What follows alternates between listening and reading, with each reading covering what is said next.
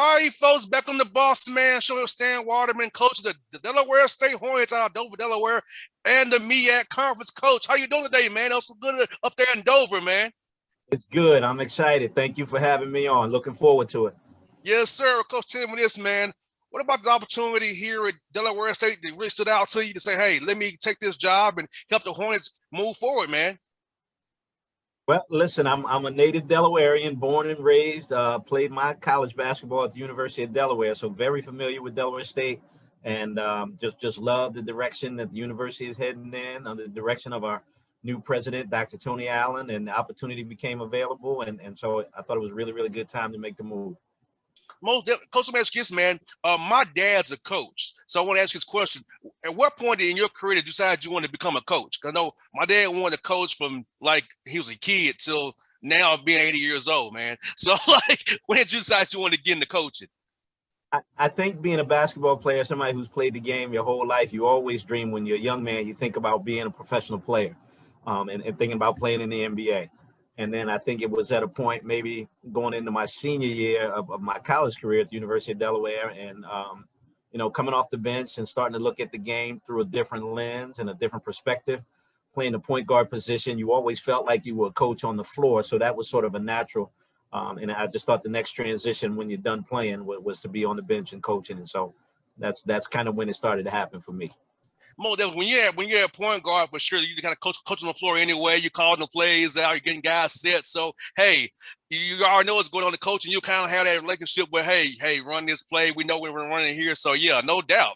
Easy transition into it. For me, coach, I couldn't do it, man. I just want to talk about the game. I didn't want to coach it.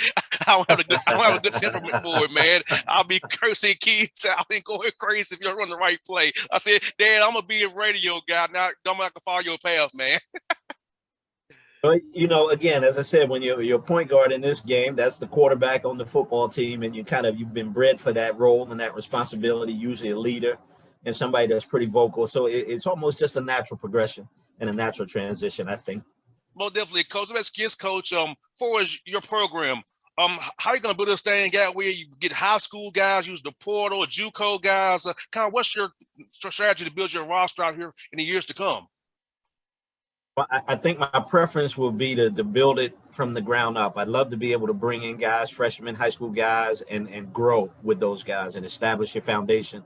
But certainly right now, the game is a little bit different with the transfer rules and the portal. You can have some success overnight if you make the right moves. But I also think you got to be careful when you're dealing with transfers too, because a lot of guys in the portal are maybe have some problems and have some issues, and it's somebody else's problem. So I would prefer to build. Bring in the guys that you know a whole lot about, and you can kind of grow with them. Most definitely, because when you get a young man in your program for 2-3 years, and them junior and senior years, they'll be ready to be world beaters for you and help you win. Because the older you are in like the MEAC and the SWAC, the better you can be. So most definitely, you have a great idea for that. And I'll tell you, like you said, guys who transfer, they're transferring for a reason. So you might not know what it really is till you get them on your team, and it might be too late at that point. That's right. And sometimes too, you have a lot to undo. You have some habits that you have to undo before you can instill your philosophies or get your principles and ideas down. So I think it would certainly be a whole lot easier if you can bring guys in and kind of start from scratch. And coach, for you and your program, how's it been kind of meeting your young men, getting to know those young men now who in your program right now, getting ready to come back to campus here in the fall and get to work them out even more and get ready for October practice?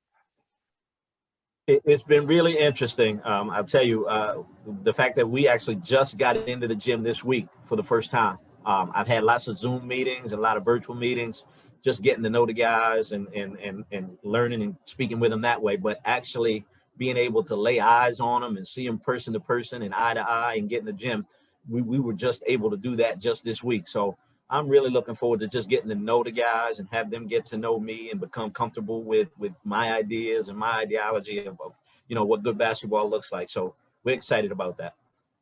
And how important to see them is skills development, because coach, for me, player development, skill development is so important for me and a young man, because that's where they get better. They can apply those skills on the court. They can really help you in a tight game. So how important getting to see them right now, that skill development piece, play development piece, and seeing them and get up their body stronger too in the weight room as well, so they can really play hard for you come MEAC time in January, February, and of course non-conference in November and December?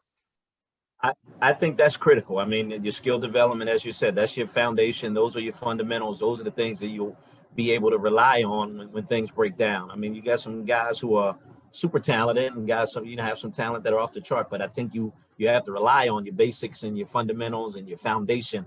And that's where that's where your skill development and your strength and conditioning work really pays off, as you said, by the time you get into conference play and the MEAC rolls around.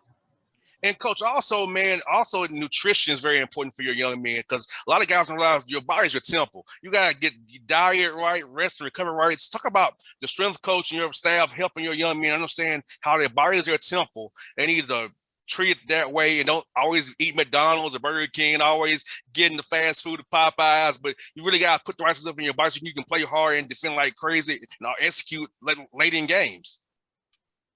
You're exactly right. I mean, when you talk about your strength and conditioning, and we're very fortunate here to have a fantastic weight room with 18 racks in it, so we can get a lot of work done in that regard to be able to build their bodies and strengthen their bodies and conditioning. We got a strength and conditioning coach who's doing a fantastic job. I think we can get a little bit better. We'll improve in the area of nutrition and talking about how we eat and recovery and all those things that are just important, again, to building and becoming stronger, better athletes, better basketball players.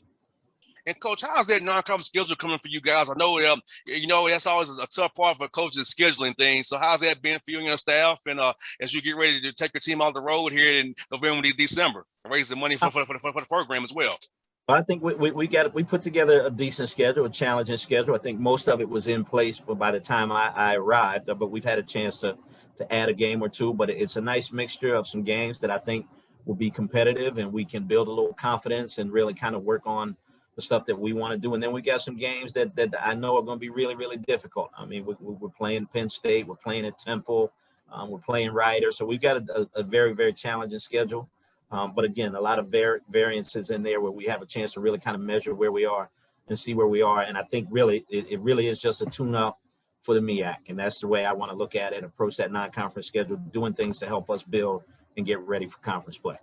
Most definitely, because the MEAC coach is tough. I know people don't really understand it, but hey, you got to deal with Norfolk State. You got to deal with Howard as well, yourselves, Central down south. There's Matlock's there at South Carolina State. So, I mean, you got teams in that league. You got Juan Dixon, Brodus, and those guys. So, man, it's no easy night in the MEAC, man. So, people need to understand the MEAC's a tough conference. Don't just look at it because the MEAC, nah. One and Crafton as well at UMES every night in the MEAC. No easy nights.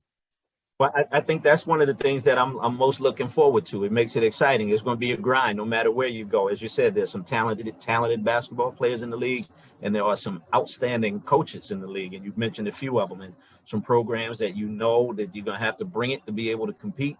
And that's every night. There is no night off. So that's exciting, and the conference is competitive, and I think it's pretty balanced throughout from what I can tell and what the history has been. So we'll have a chance. We'll be ready. And your recruiting base is good because you're a guy up to Mid-Atlantic as well. You can go down to the DMV area, go to Northeast. You want to come to Georgia, you can too. So, like, for you, to talk about how the recruiting bases you have and how you can get those great guys up there in the Philadelphia area, Mid-Atlantic area to come on down there and play for you, man.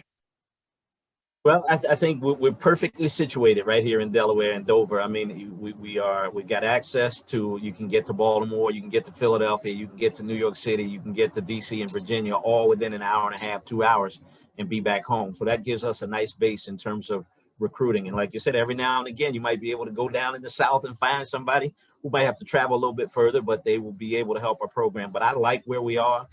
As I said, having access to these areas in this region, in the DMV, it bodes well for us as far as recruiting goes. Got two more left for you, Coach. Who have been some people in your career who's really helped you out, like a mentor, really impacted you as a person and a man to help you be the coach you are today? Well, I've had a lot of coaches, and in building my coaching philosophy, I say to the guys all the time, I've borrowed from everybody that I played for and played with. Things that have worked really well, I've tried to keep and instill and make a part of what I'm trying to do. And I've also learned some things not to do. I've been very fortunate to be a part of the USA basketball coaching tree. Don Showalter, who heads that program, and to be able to coach the U.S. junior national team for the last couple of years and be involved with some of the best high school, college, and NBA coaches across the country and around the world. So I've learned a lot, and a lot of guys that I'm able to lean on and reach out to for assistance and support. Last one for you, coach, is a fun one for you. When you come to Atlanta, what is your favorite place to eat in the city of Atlanta, coach? I don't know at this point. I'm gonna be counting on you. I may even call on you and ask for some advice, and maybe you can give me some tips. My daughter was down in Atlanta a few years back when she was in college and did an internship down there, and so we got to visit a few times. But it's a place that I'm not really familiar with. So as I said, I may be calling you when we're heading that way for some tips. Coach, when we get off the air here, I'm going to give you my number, so you definitely give me a call. I got you on soul food, seafood, Italian, pizza. Hey, look, I got what we need, Coach. Asian, I know everything is here in ATL, man. I can be your tour guide for sure, man. I thank you. I appreciate that. I'm going to hold you to that, Coach. Yes, indeed. Yes, see, folks, it's Stan Waterman from the Bossman. So Delaware State, check those guys out, the Hornets in Dover. They're going to be doing big things out of me, people.